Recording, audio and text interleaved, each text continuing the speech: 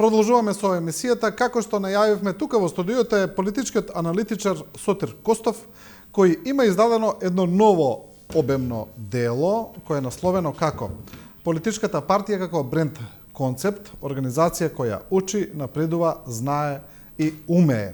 Имено се работи за дело кое на еден лабенски начин ја вивисецира македонската политичка сцена, но на секаков начин, вертикален, хоризонтален, историски, концепцијски, се анализира електоратот, гласачите, по сите можни параметри, партиите, политичките лидери, и сето тоа се прави на еден прилично студиозен и аналитички начин, од кој произлегуваат многу потоа предвидувања и трендови, кои потоа ќе може да се следат и анализираат. Затоа тука во студиото е Сотир Костов да ја представиме оваа анализа, но јас морам да кажам за гледачите дека се работи за обемна анализа која, ајде да кажеме, може би е направена на студиските програми, на факултетите, но никогаш не е вака презентирана во јавноста, затоа ќе ја направиме во неколку емисии, а оваа емисија сега ќе ни биде како вовед во темата и се разбира, сето ова е повеќе од прикладно во пресред на предстојните парламентарни и председателски избори. Господине Костов, добре дојдовте во студио 10.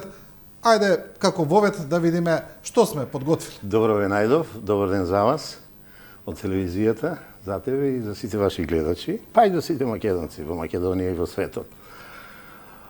Сега, ти благодарам за убавите зборови, се надевам ќе ги оправдам, или делумно ќе ги оправдам, или во најголема мера. Имав неколку мотиви зошто се нафатив за ова, и ова е труд неколку години кој го припремам, го финализирав ноември-декември. Првиот мотив ми беше, пред некој месец во Економист прочитав дека 2024 година е најголема година за избори од кој е воведено сеопштото право на гласање. И еве ги бројките. Значи 4,17 милиарди, а тоа е точно половина од населението на светот, ќе гласаат. Точно е определено дека тоа се 76 држави во светот имаат избори. Вообичаено ние ги спомнуваме нам најбитните, иако за мене не се тие најбитни, за мене е најбитно дека човештвото ќе се престројува. Основниот начин на демократија, најширокиот израз на демократијата, избор. Избори ќе се случува годинава. Еве само да видите за кои држави станува збор. Индија со 1,4 милиарди луѓе, Соединените Американски држави 342 милиарди, Бразил Милиони. Милиони. Бразил 218 милиони, Индонезија 280, Пакистан 245, Бангладеш 175 милиони, Турска 86, Мексико 129 и така натаму 76 држави. Ова е прилика ние ова да го истакнеме во нашата држава и да сватиме дека, сега да подсетам на Сартаровиот израз, Жан-Пол Сартар, се е избор во животот. Значи, ние од мали бираме дали ќе го прифатиме мајчиното млеко или не, дали ќе сакаме повеќе благо, солено или горко. Кога ќе подпорасниме, се учиме на добри работи, лоши ги бираме. Црно, бело и така натаму. Па може би еден од најбитните избори во животот е кому да му дозволиме да управува со нашите животи, со нашата работа, со условите во кои живееме, со, да поентирам, политичките, економските, социјалните и обштествените работи во нашата држава, во нашиот живот, и тоа значи да внимаваме кого го бираме да одлучува за сите овие прашања. Јас сум длабоко убеден дека македонскиот електорат конечно е созреан, дојде до едно задоволително ниво на созреаност и дека оваа година на се предвремени, тие се редовни парламентарни избори и претходно на председателските избори, нема само технички да гласа. туку и вистински ќе избира. Така да, тоа беше мотивот. Втор мотив е ние имаме 80 години АСНО, 80 години државност и уште неколку други јубилеи, видни наши луѓе кои загинале, народни херои, револуционери, државотворци и така натаму. И реков да дадам еден скромен прилог за ова 80 годишница, за ова државна годишница. А да видам искрени, мојата маленкост одбележува 30 години анализи, аналитичар, 30 години од 94-та колумнист, есеист, малку помалку 2-3 години пишување на книги за избори, изборни кампањи, политички маркетинг, социјален маркетинг, последните 7 години брендинг, а последната година интензивно се бавам со персонален брендинг. Кога сето ова ќе го земиме, јас се одлучив да направам едно скенирање на нашето општество, на нашата држава и од причина што мера за се е човекот. Ако се е избор, мера за се е човекот, да го ставиме напред на пиедестал избирачот, неговото величество избирачот, да го осознаеме дека тој е помоќен и од политичките партии, и од сите коалиции што тие ги прават, и од сите политички блокови, и конечно тој да си ја оствари улогата од првите членови на Уставот на Република Македонија, дека суверенитетот не му припаѓа, значи граѓанинот, човекот во нашава држава, во Македонија, од него произлегува, тој го пренесува преку изборот на некој политички субјект за кој се определил. Значи, прва карактеристика на нашиот изборен систем е пренесливоста на суверенитетот, тоест на мандатот, и тие треба да управуваат во нашата држава. Сега, тоа управување кај нас малку е чудно, да видам искрен, од причина што многу нуспојави се јавуваат, многу недоследности, многу одместувања на политичкиот, партискиот систем, на изборниот систем и така натаму, и како основна карактеристика што успеав да најдам е неприлагоденоста на политичката култура, по-конкретно на изборната култура, со демократските собитија што ги живееме од 90-та година па наваму. Алудирам на тоа дека се уште во најголема мера ние екзистираме со матрицата од минатото општество, а не со демократската матрица. Може да се каже дека системот на представничка демократија кој го имаме ние и најголем дел од демократските земји не функционира така како што е представен во теоријата. Ова што вие го кажувате дека луѓето го пренесуваат својот легитимитет врз пратениците, да речеме, во собранието, но потоа натаму тие пратеници не секогаш се однесуваат така, туку повеќе, ајде да речеме, не лекуваат само на партиска машинерија, отколку како представници на гласачите кои ги избрали. Токму и тоа во мојата анализа го посочувам, бидејќи ни се случија некои непримерни работи, и затоа реков. Поднаслов на оваа анализа е Homo politicus versus Homo transitionis. Значи, човекот политичар, ајде не против, него наспротив, човекот во транзиција. Што добивме? Човекот политичар го разобличи до крајна мера животот на обичниот човек во државата, кој е сведен на бројка, кој е сведен на скроз долно ниво на социјално живење, се бавиме годинава и минатата година со сиромаштија, се бавиме со социјални случаи и сега се прашуваме зошто и како дојдовме во една ваква ситуација. А да не заборавиме, уште Жан-Жак Русо постави еден демократски идеал кој рече убаво е да посакуваме, да создаваме и да живееме, да твориме во општество во кое владее народот.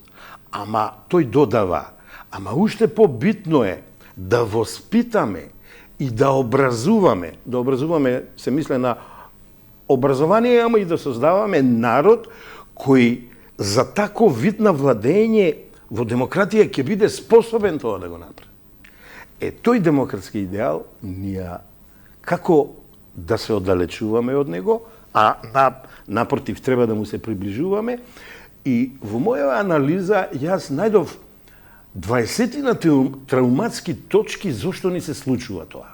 Сега не знам колку ќе си трпели, времето колку толку ќе ни дозволи, од тие 20 ја неколку ќе набројам.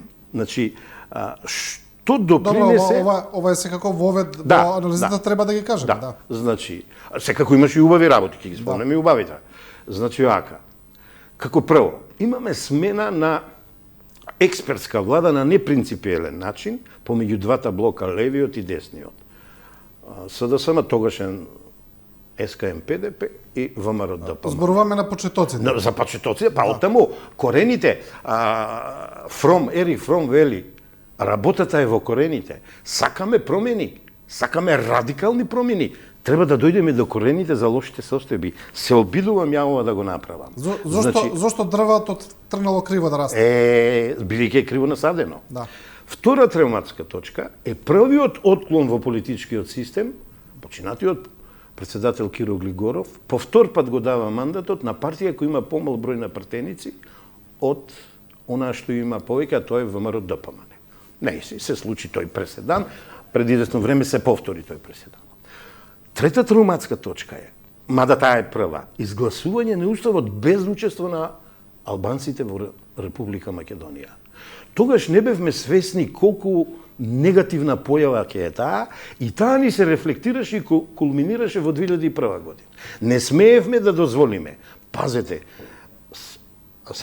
сега, искусни луѓе како Стојан Антов, како Киро Глигоров, како Петар Гошев, таа тројка од комунизмот, од социјализмот, каде што јас растев, созревав и работев, дозволија да не направат инклузивна матрица, да ги сослушат албанците, да ги чујат нивните проблеми, да ги анализират нивните потреби и да најдат заеднички точки. Тие ги одбија, као биле радикални.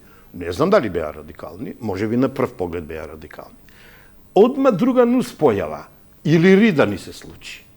Денес нема да, бидејќи сепак на многу позитивни работи сакам да се сконцентрираме, ама знаете што значи. Добро, рида, некој се обиде во држава да ни прави држава. Тоа е хронологија на настаните, да. Ни се случи паравојска. Само ќе ја спомнеме и нејсе. Сега, ни се случува мизерна, срамна приватизација на општествениот и на државниот капитал. Значи, збориме за приватизацијата. И затоа, во втор поднаслов, мојата анализа е драмата на плурализацијата и деструкцијата на општествената транзиција. Значи, луѓето, големите директори од комунизмот, социјализмот, си ги приватизираа на начин кој тие ги избраа подпомогнати од политиката, предпријатијата, а тоа е државниот и општествениот капитал, и на тој начин ние ги добивме следната нус појава македонските олигарси. Тие беа на број 20-тина, да кажем. Не бевме свесни што значи тоа. А еве што значи тоа.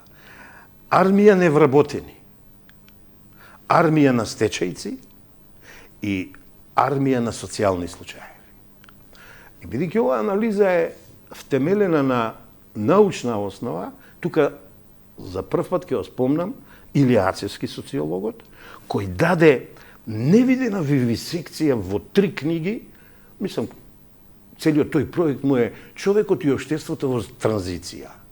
Ама не ни опиша, не дескриптивно, ни нацрта како ние ја изгубивме битката со приватизацијата. Професорот Илијацевски, морам да кажам, секогаш наш исто така драг гостин тука. Да, ја пред 7-8 години, кога реков доста со инстант аналитичарите, папа во некоја криза беше, доста со джубокс аналитичарите, знаеш што значи тоа, повикајте ги врвните социолози, набројав 4-5. Тогаш и Корубин беше жив, Јован, кој ја даде следната констатација која е во in media реснова анализа. Аномично општество. Ние сме, а во превод тоа значи општество на беззаконие.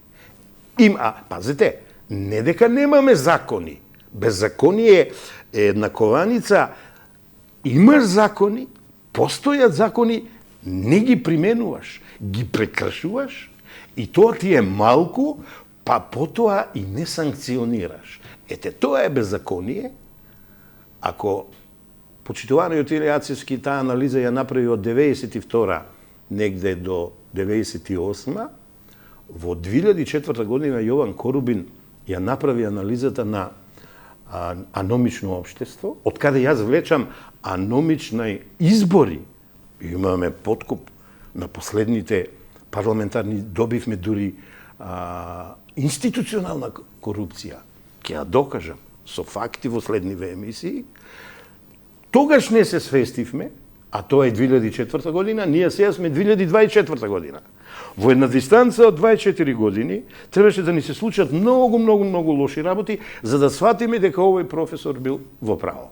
Сега ако се префрлиме па на планот на партиски систем, изборен систем, ќе видиме дека тука па најдобрата анализа ја има направено политикологот Цане Мојановски, кој напиша две епохални дела, од кои едното му беше докторатот, а тоа е посвета на политичките, летописот на политичките партии и уште едно друго дело има напишано. И тој уште тогаш алармираше дека имаме погрешни расцепи во партискиот систем. Така се вели тоа. Како е организиран партискиот систем?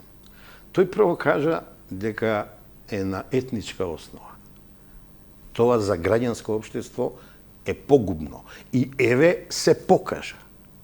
Не смееме ние да се делиме, мораме граѓаните во очи да ги погледнеме и да им кажеме. Ги поделивме во два главни табори.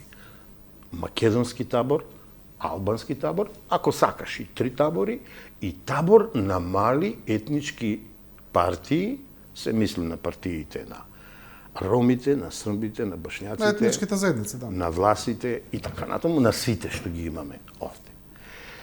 Добивме пренатрупан партиски систем. И сега ви дадов некои податоци, можеме, еве вака да кажеме. Имаме 1.800.000 и неколку илјади население според последниот попис, иако по државјанство имаме 2.200.000, таму не знам колку е.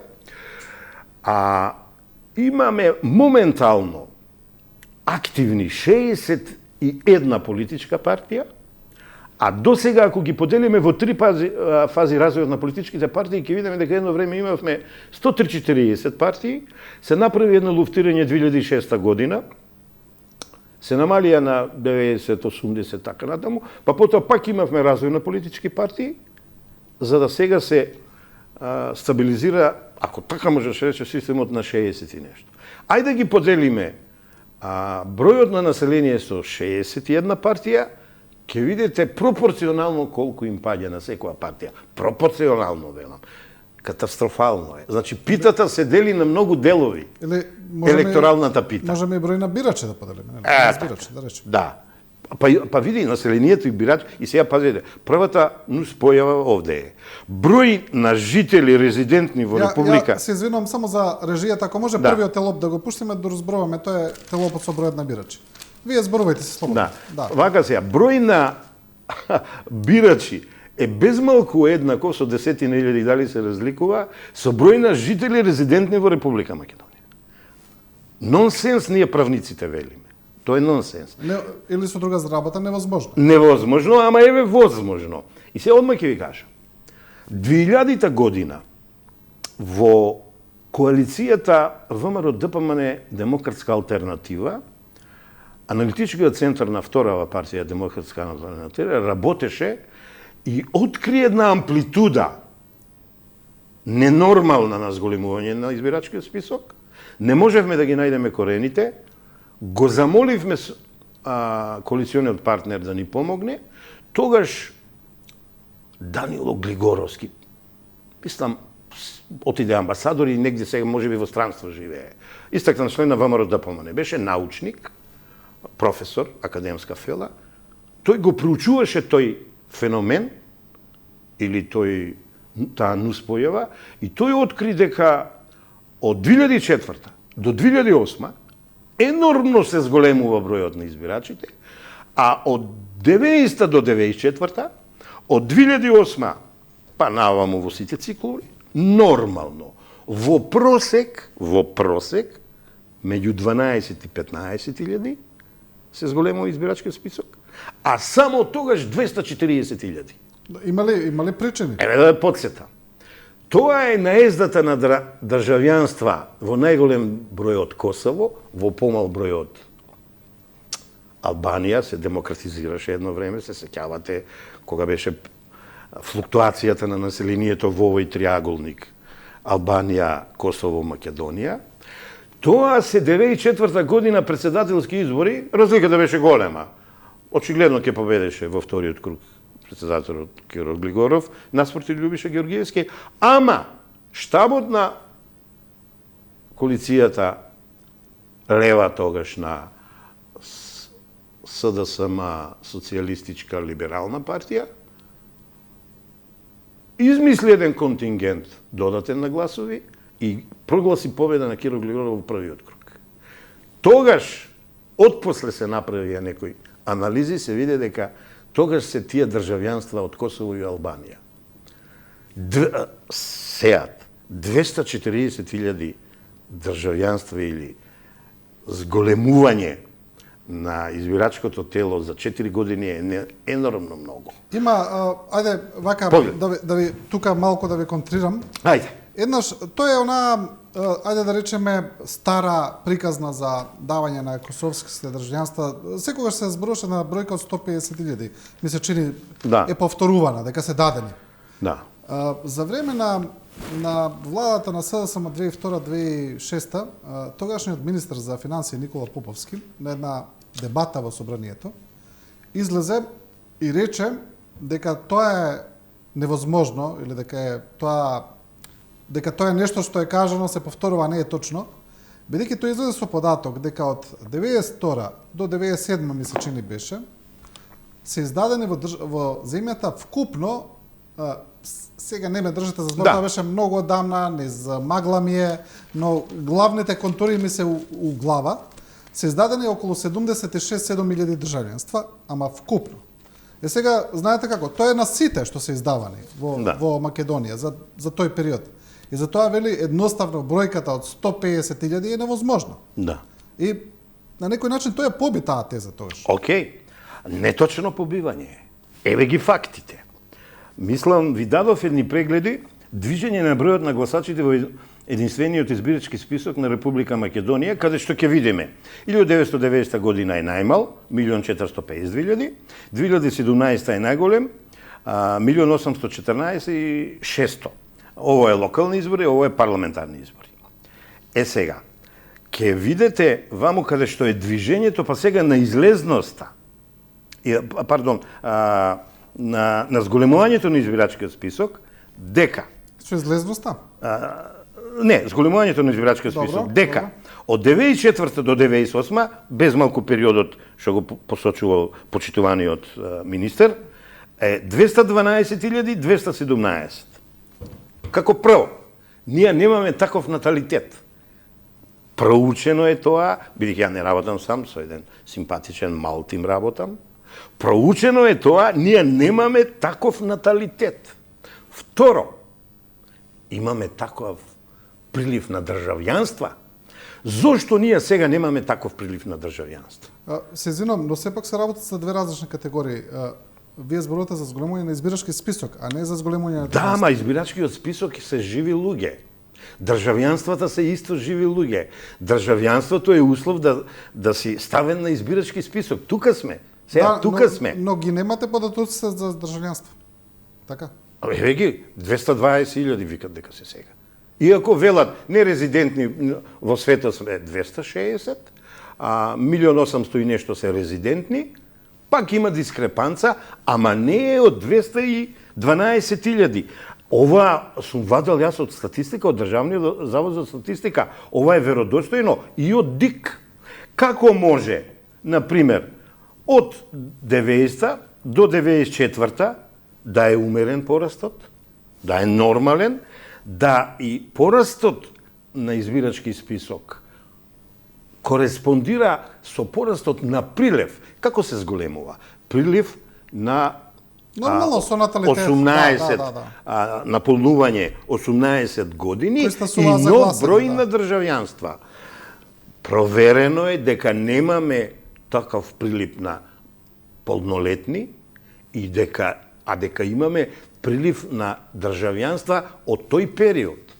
И јас ти тврдам дека овие работи се со вкрстени проверки, неколку пати проверувани, јас стојам зад нив бидејќи се повикувам на Државен завод за статистика, се повикувам на ДИК и се повикувам на мисии, извештаи на ОПСЕ, на ИФЕС. Не, во ред, мораме да дебатираме нешто. Да. Нели, да не се задржуваме премногу. Продолжете, слободно. Да. До кај стигнавме?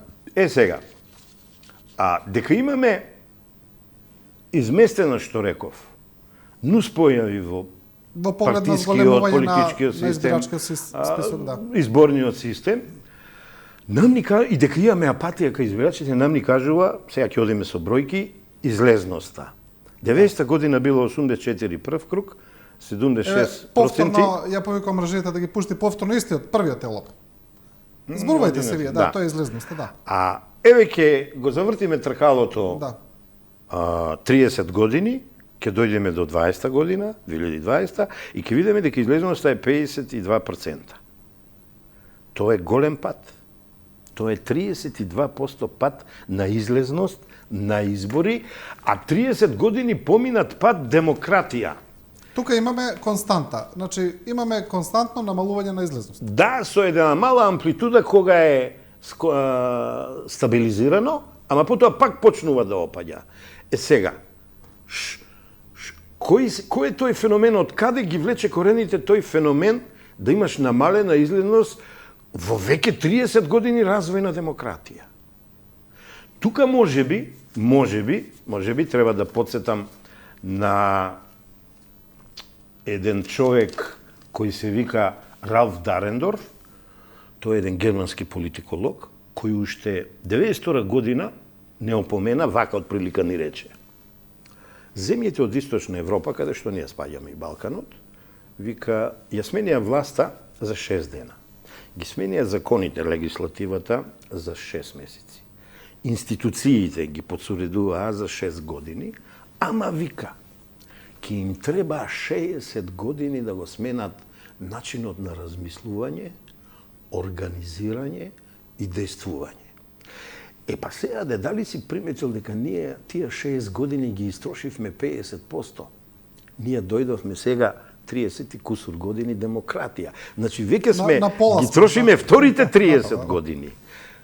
Сега, истражувањата мои од респектабилни социолози, политиколози, нивните дела ги користев, кажуваат дека во Македонија во моментот, иако пресекот е 2020 година, сега малку е подобрена ситуацијата, имаме апатија на избирачкото тело, незаинтересираност да излезе на избори во најголема мера.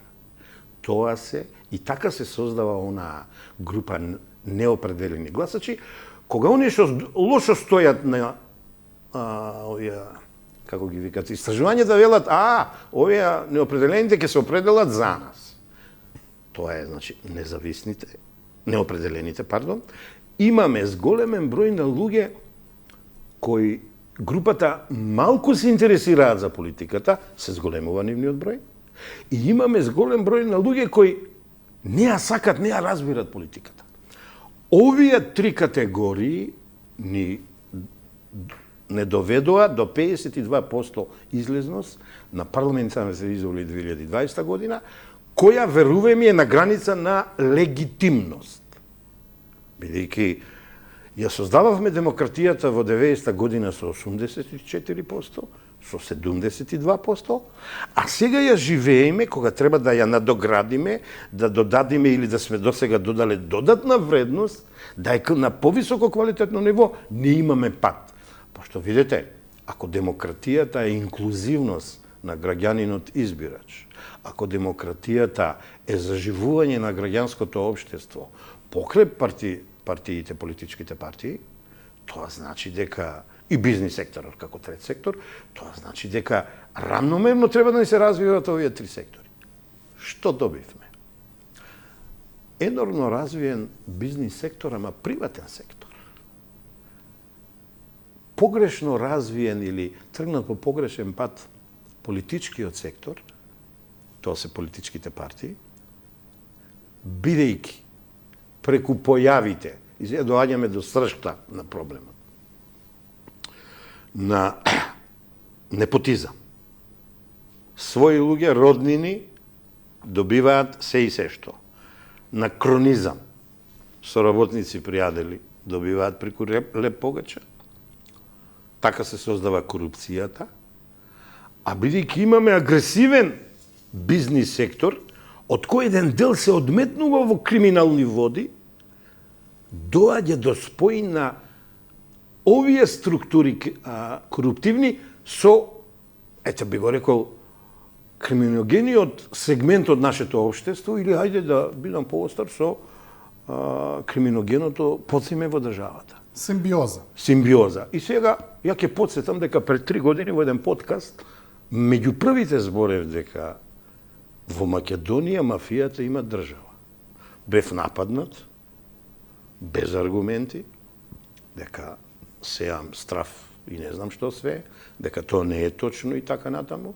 Тоа е периодот кога реков нам ни треба култура на законие, а не култура на мафија, бидејќи тогаш, пред 3-4 години, по втор пат ги проучував состојбите од италијанското општество во 70-тите години што им се случи, Ла Провија, Октоподот, а како нус појава него спомнавме ТАТ, случајот меѓу 94 и 98, а тоа е 96-97 година.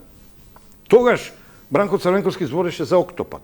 Тогаш тој рече дека ќе ги пресече пипките на Октопод, па ако сака, парафразирање, и да е во СДСМ, ни свети СДСМ, нема да ме спречи. Не се направи тоа. Бидејќи не беше само во СДСМ. Имаше и други структури политички. Во контекст на ова што го зборувате, имаме еден феномен кој мене ми е многу интересен. Во Македонија излегува дека доколку направите поголем финансиски криминал, со поголема финансиска тежина, што поголем криминал направите, толку пропорционално имате помалку шанси да одите во затвор. Значи, ова многу убаво си го приметив. Нели, ако повеќе пари вие злоупотребите и проневерите, така ви се намалуваат пропорционално и шансите да одговарате за тоа. Тоа е неверојатно. Ти благодарам многу што ме подсети, а фактички ти ја даваш тезата, зошто се сменет кривичниот закон на ваков исхитрен, каков швејцарски начин. Па за да се амнестират сторителите на тој криминал. Значи, скроз ја одобрувам твојата теза, од причина што мислам дека, ајде малку да се насмееме, 102,5% е точна. Се подсетуваме на еден бивши политичар, кој не е жив, ама за чудна работа ги погодуваше некои работи кои ги кажуваше као некои мантри. Гол со пета, јас сум Кока-кола и така натаму и така натаму. Времето него го потврди. Зборувам, знаете за тоа. Покојниот Амде Бајрам, се најдобро за него се разбира. Па добро, ја мислам дека во најголема мера можеме да кажеме дека тој беше таков како што беше, ама позитивно да се изразиме за него. И сега се прашувам, сега можеме малку пак на бројки да дојдеме, кога во оваа ситуација дојдовме, не безизлазна, ама ситуација каде што не опозицијата да ја напаѓа политиката, власта.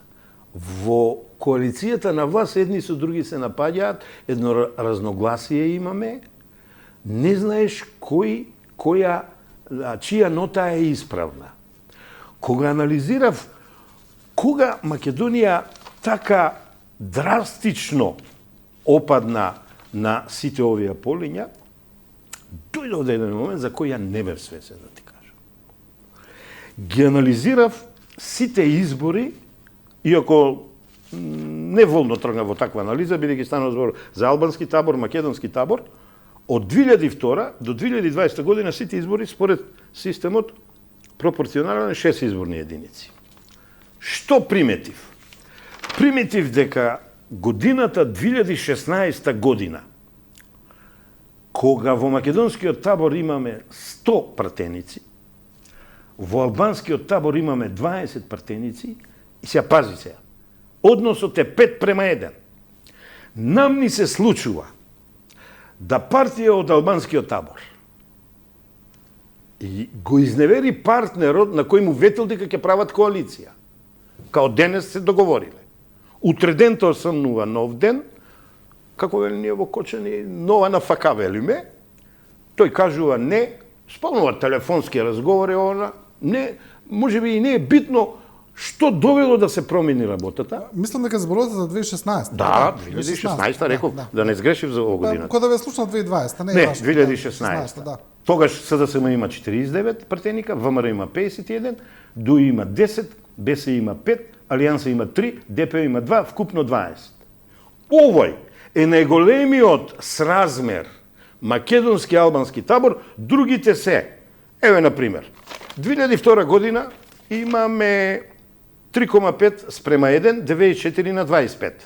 2006 имаме 92,20 спрема 28, тоа е размер 3 спрема 1. 2008 имаме размер па 3 спрема 1, 91,29. 2011 имаме 28 спрема 25, 4 спрема 1 и ова е голем размер. И така натаму. Бројките, ако ги собираме, ќе видите, едно време се 123 пратеника. Да не буни тоа е диаспората кога гласаше. Да. И сега видите што се случува. Што е демократија? Да сватиш што ми е поентата. Мнозинството, кое ќе добие задача да управува со општеството и државата, владее со сите, вклучително и малцинството. Па кај нас се случи обртно. Добро, но во политичкиот систем имаме и малцинска влада, имаме... Ама не е тоа малцинска влада, не, имаме... не. Тие си направија мнозинска влада, ама со изигрување сега. Иначе, малцинска влада, имаме коалиција, еве нашиот случај, 61 и повеќе, а третиот, четвртиот партнер не влегува во влада, туку ја поддржува. Нешто од 2006 година ВМРО НП што направи со ВМРО ДПМН. НСТП беше полноправен член во владата, а ВМРО НП поддржуваше. Потоа, 2008 кога се повлекоа. Ама ова е друг феномен. Види, бие во очи 5:1. Еве на што наведувам. Сега, како македонците да сватат? Иако мене ми лепат етикета на националист или ваков онаков, ја свесно прифатив оваа анализа, овој сегмент од анализата да го ставам напред, до другите емисии, може би некој ќе се спротистави, ќе дојде, ќе даде други аргументи. Како може во општество, во држава која е на неголемиот дел македонска на македонците, равноправно на сите останати, сегмент кој во однос на македонскиот е 5:1 да му одлучува за судбината. И сега, еве да речеме може. Ама за подобро. За подобар живот. За подобра економија. За подобра култура. Образование. Да. Здравство. Само да поентирам. И што ни се случува? Да, на некој начин ќе се согласам, ќе кажам, оно што го зборуваме, не е битно кој управува, важно е дали е квалификуван. Така. Тоа зборуваме. И дали испорачува резултат. Дали испорачува резултати, се разбира. Господине Костов, ова е, мислам дека доволно како вовет, бидејќи како кој што кажа дека отиде времето, оваа анализа ќе ја разглобиме ние по сегменти во следните емисии. Ви благодарам за ова, мислам дека гледачите добија представа што ќе слушнат, за што ќе зборуваме и ќе одредиме. Може ли само да најавам за следните што ќе збориме? Значи, ќе збориме... Да, немаме време. Значи, македонски состојби, дали имаме формална или функционална демократија какви изборни кампањи имаме, каква ни е политичката култура и нешто повеќе за корупцијата. Да, добро. И за политичките лидери, да не забораваме. Това мислам да ќе биде интересно. Ќе дадем и слика. Да. Добро, ви благодарам, почитувани, го следевте и ова Студио 10. Останете со нашата програма, за брзо ќе ги видите вестите.